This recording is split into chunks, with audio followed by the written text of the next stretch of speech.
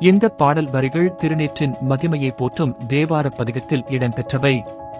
இது திருஞான சம்பந்தர் அருளிய திருப்பதிகங்களில் ஒன்றாக கருதப்படுகிறது.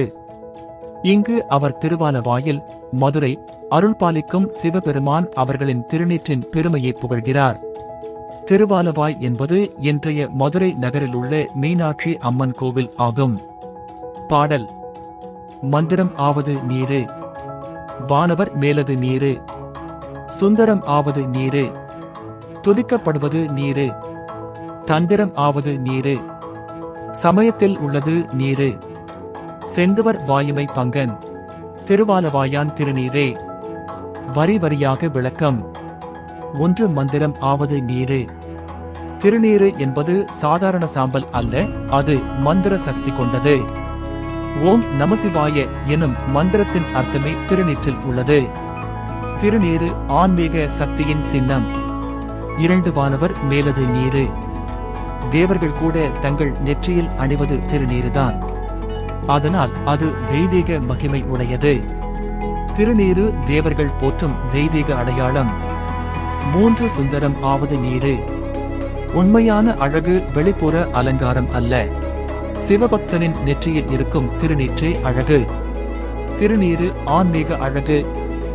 நான்கு துதிக்கப்படுவது நீரு. பக்தர்கள் புகழ்ந்து பாடுவது திருநீற்றின் மகிமையை. அது தெய்வ அருளின் அடையாளம். ஐந்து தந்திரம் ஆவது நீரு. அகமங்கள், சைவ சாஸ்திரங்கள் அனைத்திலும் திருநீற்றின் முக்கியத்துவம் சொல்லப்பட்டுள்ளது. இது ஒரு ஆன்மீக ரகசியம். ஆறு சமயத்தில் உள்ளது நீரு. சைவ சமயத்தின் அடையாளமே திருநீரு. அது சிவபக்தியின் முத்திரை.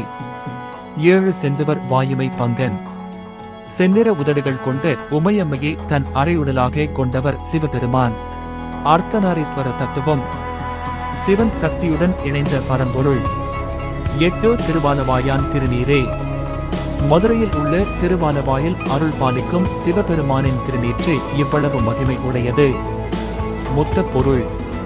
திருநீரு என்பது மந்திரம், தெய்வீக சின்னம், அழகு, சமய அடையாளம், ஆன்மீக ரகசியம், எல்லாவற்றையும் விட அறிவூட்டும் சின்னம். எல்லாம் சாம்பலாகும் என்ற உண்மையை நினைவூட்டுவது திருநீரு.